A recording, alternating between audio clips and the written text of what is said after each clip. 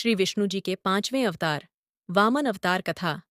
वामन अवतार हिंदू धर्म ग्रंथों के अनुसार भगवान विष्णु के 10 अवतारों में से 5वें अवतार हैं, जो भाद्रपद में शुक्ल पक्ष की द्वादशी को अवतरित हुए।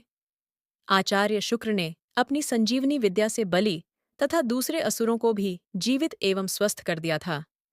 राजा बलि ने आचार्य की कृपा से जीवन प्राप्त किया था। वे सच्चे हृदय से आचार्य की सेवा में लग गए। शुक्राचार्य प्रसन्न हुए। उन्होंने यज्ञ कराया।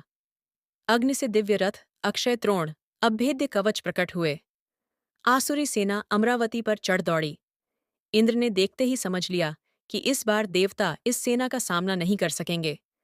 बलि ब्रह्मतेज से पोषित थे।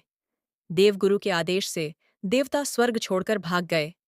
अमरधाम असुर राजधानी बना। शुक्राचार्य ने बलि का इंद्रत्व स्थिर करने के लिए अश्वमेध यज्ञ कराना प्रारंभ किया। 100 अश्वमेध करके बलि नियम सम्मत इंद्र बन जाएंगे, फिर उन्हें कौन हटा सकता है? यह देखकर देवमाता अदिति अत्यंत दुखी थीं। उन्होंने अपने पति महर्षि कश्यप से उन्होंने प्रार्थना की। महर्षि तो एक ही उपाय जानते हैं, भगवान की शरण, आराधना। अदिति ने भगवान की आराधना की। प्रभु प्रकट हुए। अदिति को वरदान मिला। उन्हीं के गर्भ से भगवान प्रकट हुए। तत्काल वामन ब्रह्मचारी बन गए। महर्षि कश्यप ने आर्षियों के साथ उनका उपनयन संस्कार संपन्न किया। भगवान वामन पिता से आज्ञा लेकर बलि के यहाँ चले।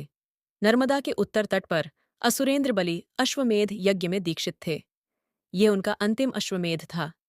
छत्र, पलाश, दंड तथा कमंडलू लिए जटाधारी अग्नि के समान तेजस्वी वामन ब्रह्मचारी वहां पधारे। बलि, शुक्राचार्य, अर्षिगण सभी उस तेज से अभिभूत अपनी अग्नियों के साथ उठ खड़े हुए। बलि ने उनके चरण धोए, पूजन किया और प्रार्थना की कि जो भी इच्छा हो वे मांग लें। मुझे अपने पैरों से 3 पद भूमि चाहिए। बलि के कुल की शूरता, उदारता आदि की प्रशंसा करके वामन ने मांगा। बलि ने बहुत आग्रह किया कि और कुछ मांगा जाए, पर वामन ने जो मांगना था वही मांगा था। 1 पद में पृथ्वी, 1 में स्वर्गादि लोक तथा शरीर से समस्त नभ व्याप्त कर लिया उन्होंने।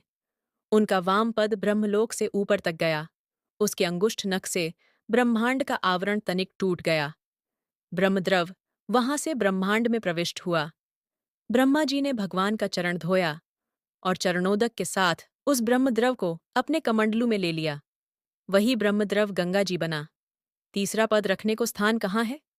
भगवान ने बलि को नरक का भय दिखाया। संकल्प करके दान न करने पर तो नरक होगा। इसे मेरे मस्तक पर रख ले। बलि ने मस्तक झुकाया। प्रभु ने वहां चरण रखा। बलि गरुड़ द्वारा बांध लिए गए। तुम अगले मनवंतर में इंद्र बनोगे, तब तक सुतल में निवास करो। मैं नित्य तुम्हारे द्वार पर गदा पाणी उपस्थित रहूंगा। दयामय द्रवित हुए। प्रहलाद के साथ बलि सब असुरों को लेकर स्वर्गाधिक ऐश्वर्य संपन्न सुतल लोक में पधारे। शुक्राचार्य ने भगवान के आदेश से यज्ञ पूरा किया।